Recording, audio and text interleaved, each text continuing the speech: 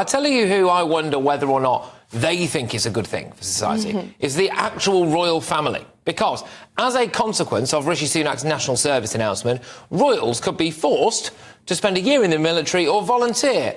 Under the plans, there would be very limited exemptions from participation, most notably Prince George, Princess Charlotte and Prince Louis. They could face the call-up if the Tories were to win the election and introduce the policy.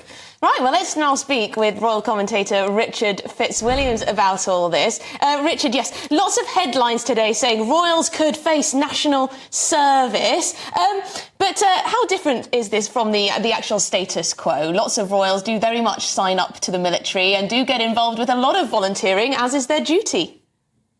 No, you're absolutely right there, because if you look down the centuries, there has been this very, very special relationship between the royal family and the military, because kings used to lead their armies into battle. One thinks of George II declaring it against the French. This was the last time it actually happened. But if you look, for example, at several members of the royal family, both past and present. I mean, if you look at Princes William and Harry, they were both commissioned into the Blues and Royals. As we know, Harry's had 2 tours of duty in Afghanistan. We had Andrew and helicopter pilot in the Falklands. And also, of course, the Queen was the last monarch to see service in the Second World War.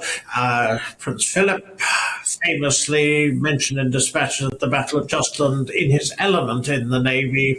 The Queen's father, when Duke of York, saw service at the Battle of Jutland as a midshipman in the First World War and so forth. So this basically is what they do anyway, but there's one particularly significant aspect to it, and that is those like Princess Anne or Queen Camilla or the Princess of Wales who haven't actually been in the military have honorary roles, because this is what makes the armed forces very much what they are. There's a tremendous pride in these royal links to specific regiments.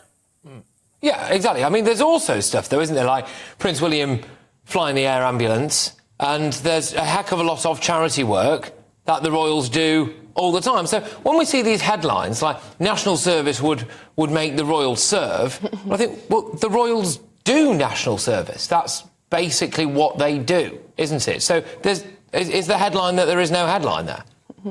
Absolutely no headline really at all, other than the fact that people will read it because they see the royals included in it. You're quite right. I mean, if we take, for example, King Charles's role as Commander-in-Chief of the Armed Forces, what is significant is, of course, there's a great deal of pride in serving the country, and, of course, the monarch is the symbol of national unity above party politics. That's so significant.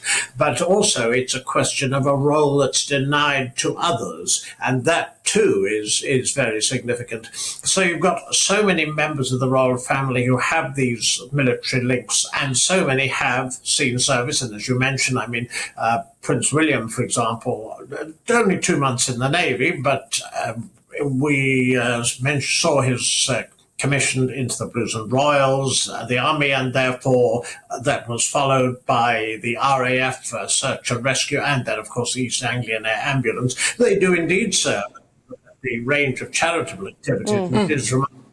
But if you look, for example, at a country that does have national service, Norway, Princess Ingrid, who is the daughter of Crown Prince Haakon, she is at the moment in undergoing national service, as is Princess Leonor in Spain, and they don't have national service, but it's considered some part of the job. Very significant.